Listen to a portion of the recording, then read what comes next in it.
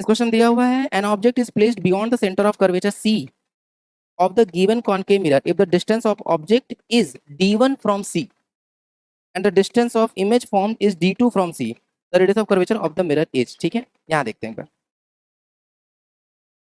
ये हम लोग को कॉन्केव मिरर, अब जो एक ऑब्जेक्ट है उसके बारे में बात किया गया। क्या लिखा हुआ है कि जो ऑब्जेक्ट है वो सेंटर ऑफ कर्वेचर से d1 डिस्टेंस पर है। कौन? d1 डिस्टेंस पे है ऑब्जेक्ट। ठीक है, फिर क्या बोला गया है? And the distance of the image formed is d2 from C।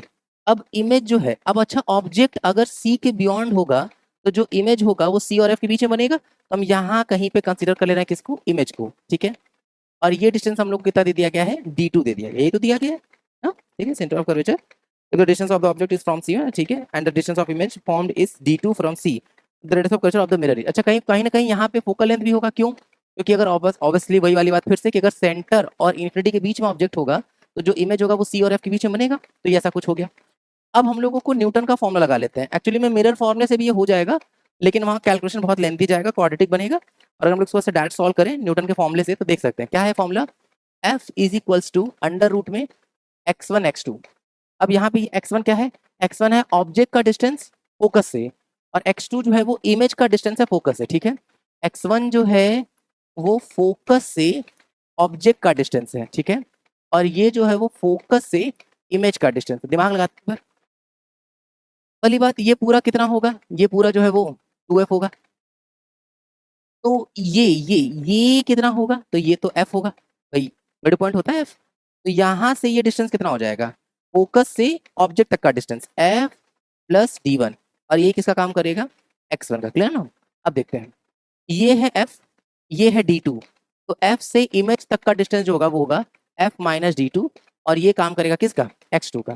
Put करते हैं एक बार, तो f is equals to under root x1 की जगह पे क्या लिख लेंगे? f plus d1। फिर x2 में क्या लिख लेंगे?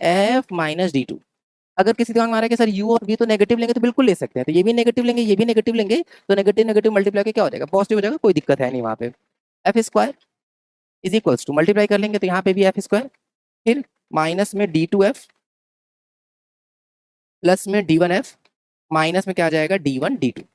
एफ स्क्वायर से F square cancel, d1 d2 को इधर लेके जाएंगे तो क्या हो जाएगा? प्लस में हो जाएगा d1 इंटू d2 इक्वल।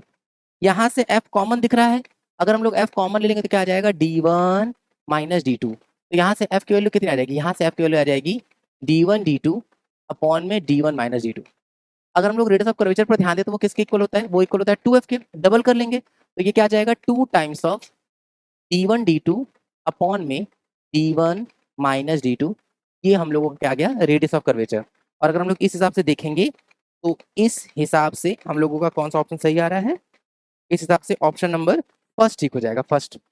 अच्छा, बहुत ही ध्यान रखना पड़ेगा। जैसे अगर कोई इतना सारा कैलकुलेशन कर ली तो हो सकता है कि वो एफ पर ही रुक जाए, पता चला वो क्वेश्चन ही भूल गया और खाली फोकल लेंथ देखने लगा, तो एकदम दुष्ट है सब। फोकल लेंथ का भी ऑप्शन दिया हुआ है। ठीक है, तो फोर्थ ऑप्शन नहीं सही होगा इसका। इस क्वेश्चन में रेडियस ऑफ कर्वेचर पूछा गया तो फिर हम लोग क्या करेंगे? डबल करेंगे। ठीक है ना, तो थोड़ा सा ध्यान रखेंगे कैलकुलेशन की हड़बड़ाहट में बीच के किसी डेटा पे ऑप्शन नहीं मार्क कर देंगे। क्लियर ना? तो ये हो जाएगा।